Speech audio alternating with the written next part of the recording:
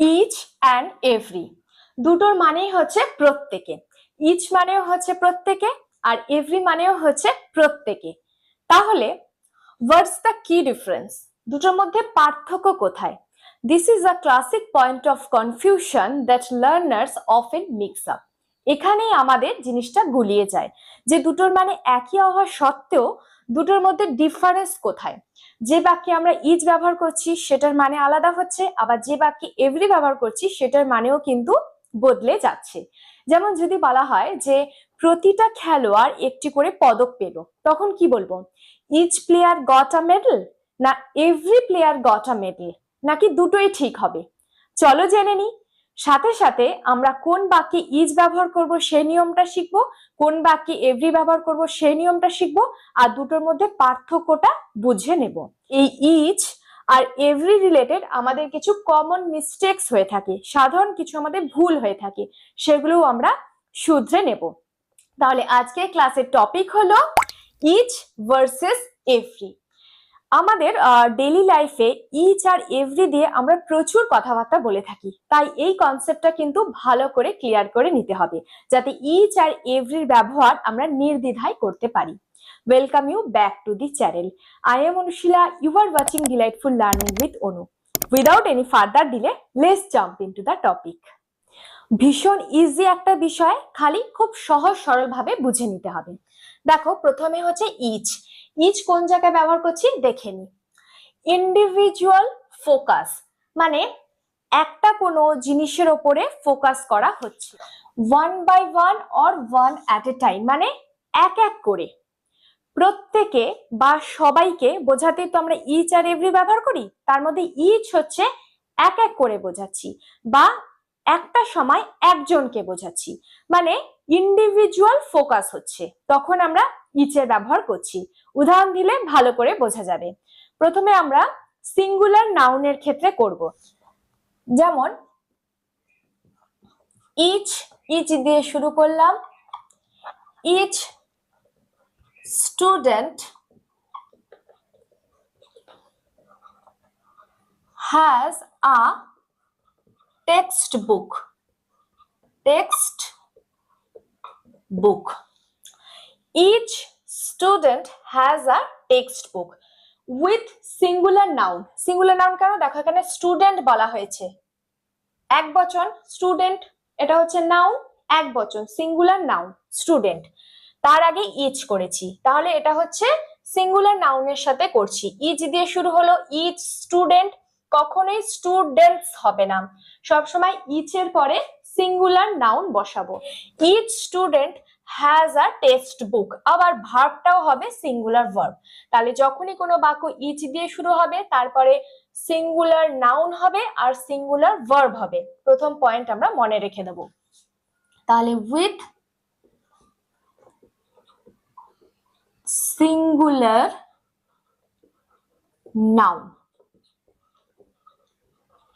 এবার এটার মানে হচ্ছে প্রতিটা স্টুডেন্টের একটা করে টেক্সট বুক রয়েছে, পাঠ্যপুস্তক রয়েছে। এখানে প্রতিটা মানে এক এক করে, আমরা সব স্টুডেন্টকে একসাথে ধরছি না, এক এক করে ধরছি, তাই আমরা এখানে ইচ এর ব্যবহার করেছি। তাহলে যখনই ওয়ান বাই ওয়ান বোঝাবো, এক এক করে ধরবো, তখন হবে ইচ। আর সিঙ্গুলার নাউন, নাউন হবে সিঙ্গুলার, তার সাথে ভার্বও হবে সিঙ্গুলার, তাই হ্যাজ হয়েছে, এখানে কিন্তু হ্যাভ হবে না। Each student has a textbook. Each child was given a toy. Each child was given a toy. প্রতিটা শিশুকে একটা করে টয় দেওয়া হয়েছিল বা খেলনা দেওয়া হয়েছিল, was given দেওয়া হয়েছিল। দেখো এখানে each child মানে এক এক করে বোঝানো হচ্ছে, এক একটা চাইল্ডের উপর ফোকাস করা হচ্ছে, সবাইকে নয়, তখনই আমরা ইচ করছি। ইচ দিয়ে যখন শুরু করছি তখন এটা হচ্ছে সিঙ্গুলার নাউন হচ্ছে, আর ভার্বটাও হচ্ছে সিঙ্গুলার ভার্ব, ওয়াজ হলো, কখনোই ওয়্যার হবে না। আমরা কখনোই each children were given a toy করতে পারবো না, সবসময় সিঙ্গুলার নাউন আর সিঙ্গুলার ভার্ব হবে যখন ইচ দিয়ে বাক্যটা শুরু হচ্ছে। এবার আরেকটা পয়েন্ট, যখন প্লুরাল নাউন্স বা প্রোনাউন্স থাকবে। এখানে কি হচ্ছে, সিঙ্গুলার নাউন আমরা পেলাম, এবার যদি প্লুরাল নাউন্স বা প্রোনাউন্স হয় তখন হবে ইচ অফ দি, এই স্ট্রাকচারটা হবে each of the, each of the cookies is tasty. Each of the, এই স্ট্রাকচারটা হবে ইচ, তারপরে অফ দি, তারপরে দেখো এটা কিন্তু প্লুরাল হচ্ছে, কিন্তু ভার্বটা কিন্তু সিঙ্গুলারই থাকছে, সবসময় ভার্ব গুলো সিঙ্গুলারই থাকবে। প্রতিটা কুকিজই টেস্টি ছিল, প্রতিটা কুকিজের ওপর আমি ফোকাস করছি, টেস্টি ছিল, কিন্তু স্ট্রাকচারটা হচ্ছে ইচ অফ দি, ইচ হবে তারপরে অফ দি, তারপরে সবসময় প্লুরাল হবে, প্রোনাউন থাকতে পারে কিংবা নাউন থাকতে পারে, যেটাই হোক প্লুরাল থাকবে, কিন্তু ভার্বটা সব সময় সিঙ্গুলার। সব ক্ষেত্রে ইজ বা এভরি দুই ক্ষেত্রে আমরা যে ভার্বটা ব্যবহার করব সবসময় সিঙ্গুলার, তাই ইজ এখানে কিন্তু আর হয়নি। তাহলে এটা হলো উইথ প্লুরাল নাউন্স বা প্রোনাউন্স, নাউন থাকতে পারে কিংবা প্রোনাউন, প্রোনাউন্স, প্লুরাল নাউন বা প্রোনাউন্স। তাহলে ইচ অফ দি, এটা হলো structure.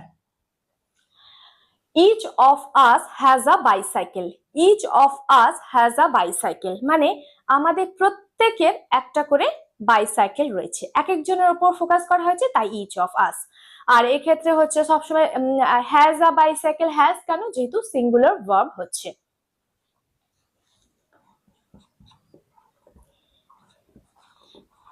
each of the two options, দেখো এই অপশনস দেখে আমরা অনেক সময় ভার্বটা আর করব, দ্যাট ইজ রং। ইচ দিয়ে শুরু হলেই সব সময় হবে ইজ, মানে ভার্বটা সব সময় সিঙ্গুলার ভার্ব হবে, ইজ কারেক্ট।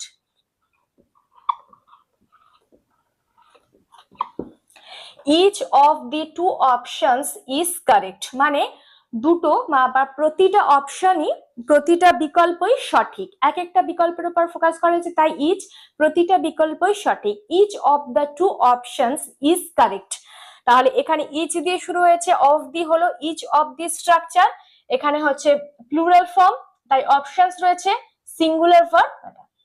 তাহলে আমি দুটো নিয়ম এখান থেকে আমরা পেলাম, একটা হচ্ছে যখন ইচ দিয়ে কোনো বাক্য শুরু হচ্ছে তারপর সিঙ্গুলার নাউন থাকছে, সিঙ্গুলার ভার্ব থাকছে, সিঙ্গুলার নাউন সিঙ্গুলার ভার্ব।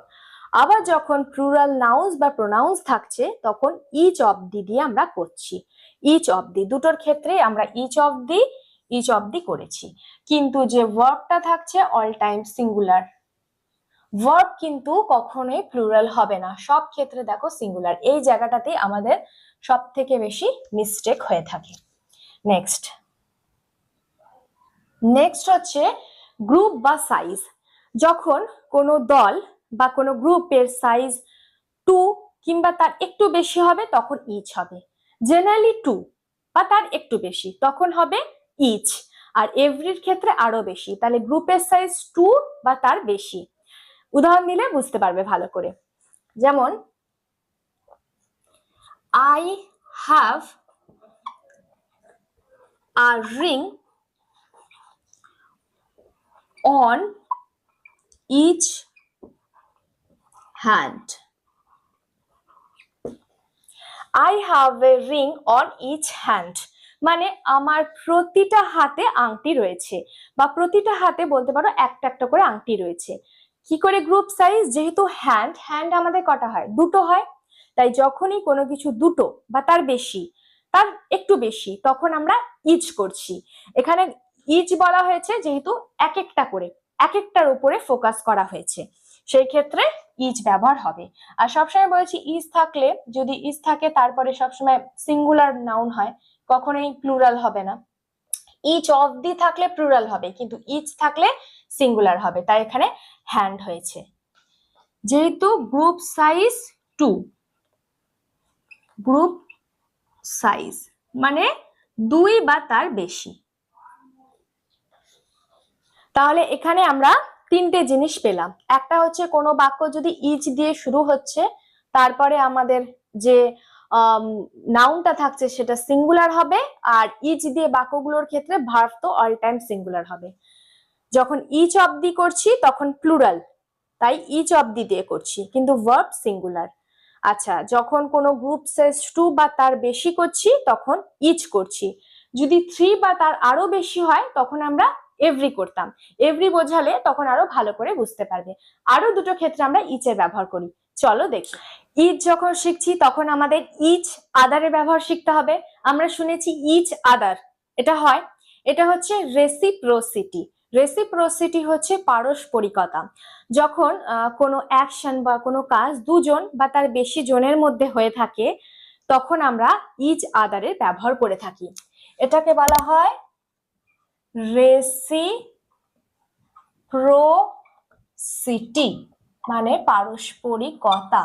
তখন আমরা করব ইচ আদার, ইচ আদার। ভীষণ ভালো একটা ফ্রেজ, যেমন দে লাভ ইচ আদার, বাক্যের শেষে আমরা ইচ আদার করে থাকি। দে লাভ ইচ আদার, তারা একে অপরকে ভালোবাসে। এই যে একে অপরকে, এরকম কিছু বোঝাতে আমরা ইচ আদার করে থাকি। তারা একে অপরকে দেখে হেসেছিল, they smiled at each other, they smiled at each other. তাহলে ইচ আদার আমরা ব্যবহার করব যখন পারস্পরিকতা বোঝাবো বাক্যের শেষে। আরেকটা হচ্ছে অ্যাডভার্ব হিসেবে ব্যবহার হয়, অ্যাজ অ্যান অ্যাডভার্ব। তখন আমরা ইচকে নাউনের পরে কিংবা at the end of the sentence ব্যবহার করতে পারি। অ্যাডভার্ব হিসেবে ইচকে আমরা নাউনের পরে কিংবা বাক্যের শেষে ব্যবহার করব। একদম সহজ, যেমন দ্য টিকিটস,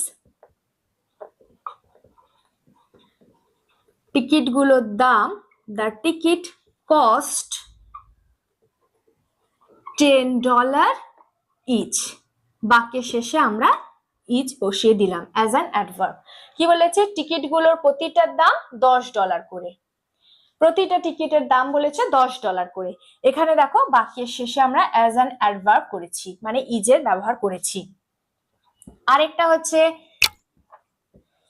দে ওয়্যার, তাদের দেওয়া হয়েছিল, they were given 2 chocolates, chocolates each. প্রত্যেককে দুটো করে চকলেট দেওয়া হয়েছিল, প্রত্যেককে দুটো, এটাও বাক্যের শেষে হয়েছে, প্রত্যেককে দুটো করে চকলেট দেওয়া হয়েছিল। They were given 2 chocolates each, প্রত্যেককে দুটো করে দেওয়া হয়েছে, এটা বোঝানো হচ্ছে। তাহলে অ্যাজ অ্যান অ্যাডভার্ব। একদম সহজে আমি নিয়মটা বলে দিচ্ছি। যখন ইচ দিয়ে কোনো বাক্য শুরু হবে তারপরে আমরা সিঙ্গুলার নাউন করব, আর ইচের ক্ষেত্রে সব সময় ভার্বটা সিঙ্গুলার ভার্ব হবে, প্লুরাল ভার্ব কিন্তু কখনোই হবে না। যখন 1 বাই 1 বা এক এক করে কিছু বোঝাতে চাইবো তখন আমরা ইচের ব্যবহার করে থাকি।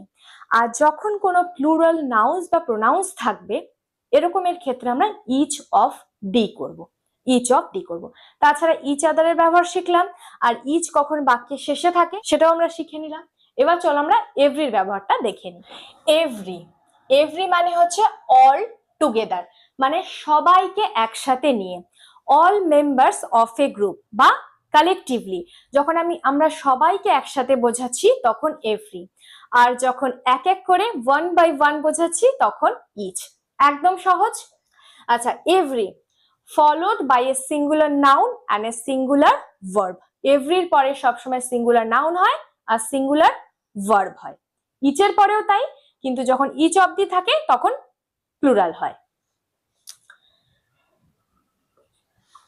এভরি, এভরি দিয়ে শুরু করলাম। Every house in the street, মানে রাস্তার প্রতিটা বাড়ি, in the street is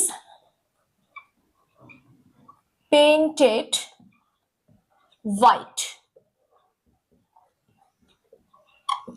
Every house in the street is painted white, মানে রাস্তাতে প্রতিটা বাড়িকেই সাদা রং করা হয়েছিল, মানে প্রতিটা বাড়ির কালারই হচ্ছে সাদা, ইজ পেইন্টেড, সাদা রং করা হয়েছিল হোয়াইট কালার। এভরি হাউস মানে কি, প্রতিটা বাড়ির কথাই এখানে বলা হচ্ছে, অল টুগেদার, এটা কিন্তু এক এক করে ফোকাস করা হচ্ছে না, তাই এখানে আমরা এভরি করছি। এভরির পরে দেখো হাউস করেছি, হাউসেস হবে না যেহেতু সিঙ্গুলার নাউন, আর তার সাথে ভার্ব হচ্ছে সিঙ্গুলার ভার্ব, সিঙ্গুলার নাউন আর ভার্ব দুটোই হচ্ছে সিঙ্গুলার। আচ্ছা, এবার হচ্ছে ফ্রিকোয়েন্সি বোঝাতে বা রেগুলারিটি বোঝাতে। এভরি ডে, এভরি মিনিটস মানে ঘন ঘন, কিংবা রেগুলারিটি নিয়মিত, এটা বোঝাতেও আমরা এভরির ব্যবহার করে থাকি। আমরা বলে থাকি এভরি ডে, এভরি মিনিটস, এগুলো তো বলে থাকি। সেরকমই I go for a walk, আমি হাঁটতে যাই, I go for a walk every morning, মানে প্রতি সকালে আমরা হাঁটতে যাই, প্রতি সকালে আমি হাঁটতে যাই, I go for a walk, আমি হাঁটতে যাই প্রতি সকালে। প্রতি সকালে মানে এটা ফ্রিকোয়েন্সি বোঝাচ্ছি বা রেগুলারিটি বোঝাচ্ছি, ফ্রিকোয়েন্সি বা রেগুলারিটি। এবার তোমরা বলবে I go for a walk each morning বলা যায়, কিন্তু মোর ন্যাচারাল মানে অনেক বেশি ন্যাচারাল হচ্ছে যদি আমরা এভরি মর্নিং বলি। এভরি মর্নিং, এভরি ইভিনিং এগুলোই আমরা ব্যবহার করে থাকি। তাহলে ফ্রিকোয়েন্সি বা রেগুলারিটি বোঝাতে, দ্য ট্রেন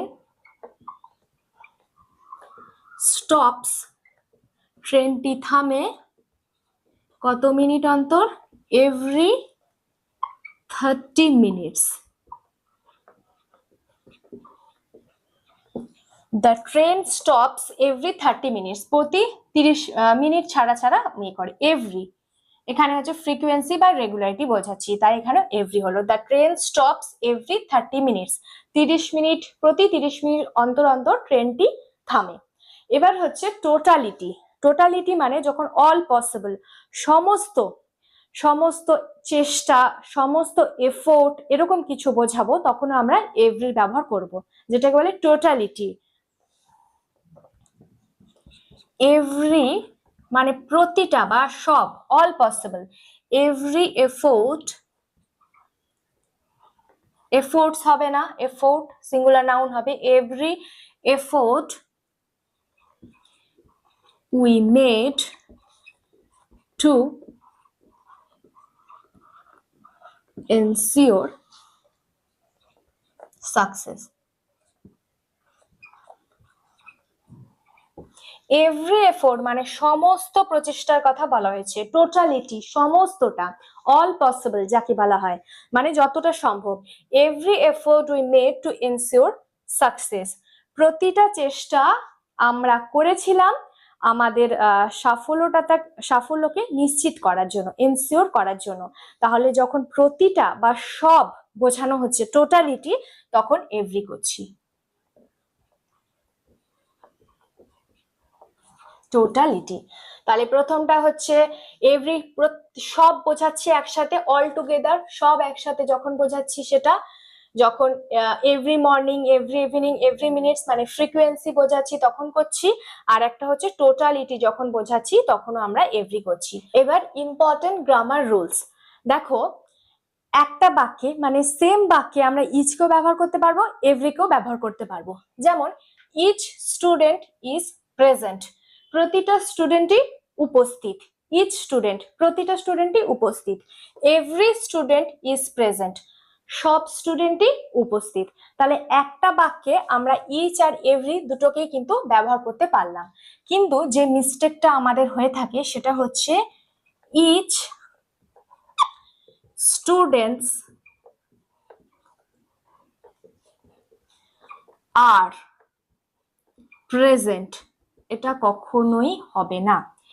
ইচ এর পর স্টুডেন্টস কখনোই হবে না, মানে প্লুরাল হবে না, আর কখনোই প্লুরাল ভার্ব হবে না। ইচ স্টুডেন্ট ইজ মানে প্লুরাল হবে না, ইচ এর পর প্লুরাল হবে না, এবং প্লুরাল ভার্বও হবে না। বাকি সব সেন্টেন্সের ক্ষেত্রে আমরা ইচ এভরি দুটোকেই ব্যবহার করতে পারি, কিন্তু দুটোর সেন্স আলাদা হয়ে যাবে। কমন মিস্টেক্স, ইচ আর এভরি নিয়ে প্রতিনিয়ত আমরা যে ভুলগুলো করে থাকি, একটা হচ্ছে দুটোর মধ্যে কোনটা ঠিক, ইচ স্টুডেন্টস আর না ইচ স্টুডেন্ট ইজ। ইচ এর পরে কখনই প্লুরাল হবে না আর প্লুরাল ভার্বও হবে না, তাই ইচ স্টুডেন্ট ইজ এটা কারেক্ট, এটা wrong. Each singular noun singular verb. আচ্ছা next, every of the players, বাকি বলতে পারো every of the players is strong, each of the players is strong, মানে বাকি আমি ডট ডট দিয়ে দিয়েছি, পুরোটা লিখিনি। এভরি অফ দি প্লেয়ার্স কখনোই হবে না, আমরা ইচ অফ দি তারপর প্রোনাউন্স শিখলাম, মানে প্লুরাল প্রোনাউন্স বা নাউন্স শিখলাম, কখনোই এভরি অফ দি হবে না, এভরি অফ দি প্লেয়ার কখনোই হবে না, সবসময় each of the players, each of the players এই স্ট্রাকচারটাই হয়, এভরি অফ দি হবে না। আচ্ছা, every day I study English, প্রতিদিন আমি ইংলিশ স্টাডি করি, each day I study English, both are correct, কিন্তু বেশি ন্যাচারাল বা বেশি ব্যবহার হচ্ছে এভরিডে, এটা আমরা ব্যবহার করে থাকি, ইচ ডে এটা অতটা হয় না। আরেকটা গুরুত্বপূর্ণ জিনিস দেখো, গ্রুপ সাইজ। গ্রুপ সাইজ মানে যখন গ্রুপ সাইজ 2 বা তার একটু বেশি তখন ইচ, আবার যখন গ্রুপ সাইজ 3 বা তারও বেশি মানে বড় তখন এভরি।